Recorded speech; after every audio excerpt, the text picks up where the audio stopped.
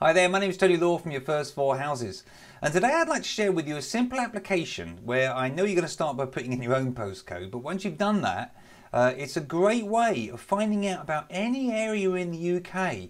So if you get a seller that contacts you wanting to sell their property, you can tap in their postcode and it will give you a ton of geographical data on that particular area, and then you can make an informed decision. Is this a deal that you want to pursue, or is it one that you want to leave well alone?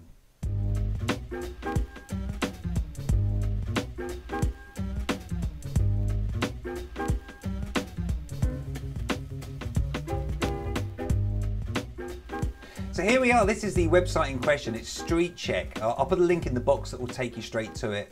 And I know the first thing you're going to do is to type in your own postcode, as did I. But once you've done that, it's a great way of just sort of checking out other areas, as I mentioned earlier on. So let's just start by tapping in the postcode for a property that I own. So this is just a place that I've got a 3-bed in pool. And the first place it will take you to is a summary tab. There's not a lot that you can glean from that, so let's go straight to housing. I'm then going to click on View House Sale Prices button here and just scroll down a bit, and you can see that it gives you the highest recorded sale in the area, the last sale. You've got a bar graph showing average sale values for that area. Scroll down, property type, and also all the different values of properties that have sold in the area recently. And it's pretty much bang up to date actually, give or take 2 or 3 months I believe is the lag before this site's updated. So let me just take you back to housing again. And here we've got a number of different bar graphs. So it shows us housing type, housing tenure.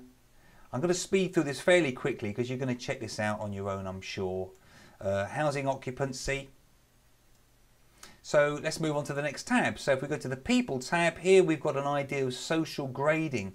If you're not familiar with social grading, you just type that into Google. I won't bore you with it now, but you'll get an idea of what that's all about. But it gives you a really good overview of the type of people that live in this area. Gender, unsurprisingly, it's a mixed gender in that area. Age groups, and relationship status, and health. Let's move on to culture. So we've got ethnic groups, we've got country of birth, passports held, and religion.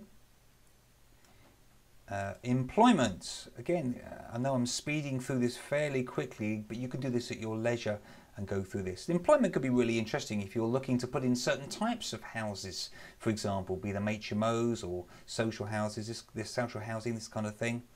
And again, employment industry, again, that's going to be quite interesting if you're, again, looking to provide certain types of houses, maybe for blue-collar workers or maybe for nursing, this kind of thing, professional services. Moving on to crime. This is quite scary, actually. Go to view latest crime statistics in this area. I did this for an area which I'm not going to tell you where it is because probably somebody watching this video lives in that area. And I tapped on this button for this area that I was looking at, and it was quite scary what was thrown up. I haven't looked at this in this area, so let's see what we can discover. So I'm going to click on this place here. So March 2006, category drugs, on or near Warborough Gardens. Oh dear. Got another one here, burglary. We won't go into too many more, but again, you can get a really good picture of the crime statistics for this particular area. And it even lists out, and again this is pretty much bang up to date, bar about a 2-month lag I've noticed, all the crimes that have actually taken place in this area.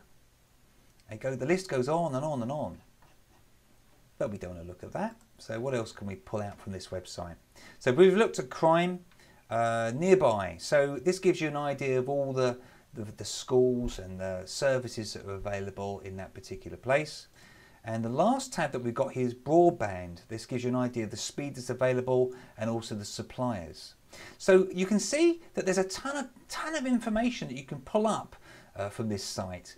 And you can just by tapping in a postcode, you really can build up a good image of what that particular place is like. But before we shoot on, there's one other website that I want to show you very, very quickly, which is a little bit different, similar kind of data, but a little bit different. I've already put in the postcode here. This is Check My Area. I believe it's part of the Check My File website, which I'll come on to. That's actually a very useful little resource, but I'll come on to that in another video. But again, similar kind of information, but really limited just to one page. But quite often that's all you need. So if I just scroll down here, it gives us an insight into the classification of the various different people that live in the area. So you can see in this area we've got C1, C2 and D categories of people, and it goes on to explain essentially what that kind of category of people are. And I believe this is actually made up of sort of 54 neighbourhood type groupings, if I recall. If we scroll down a little bit further, we've got financial risks and credit scores for people in this area. So it's worth just having a quick look at this. Affluence rating, so it gives you an idea of newspaper readership, whether there are many investors there, financial risks. So just check this one out briefly. I would say, if I'm being honest with you, if you're going to spend any real time, probably just focus primarily on Street Check, but they're both worth checking out. So there you go, a little bit of an unusual one, this one, but if you do get people that are actually contacting you from outside of your area, as do I, who are wanting to sell their property, it's just a great way of building up a really quick image of what that particular place is like, and then you can make that informed decision. Do you want to invest there? Do you want to leave this one alone? That's it. If you've really found this useful, I hope that you have. If you'd be kind enough to like it, maybe you can give me a comment if you've got any other websites that are similar to this that we should be looking at. I'd really appreciate knowing about them. If you can share, and lastly, if you can subscribe to this, that way I can make sure that the next video that I make is sent directly out to you. My name's Tony Law from Your First 4 Houses. I really hope that you found this useful, and I look forward to seeing you in the next video. Thank you.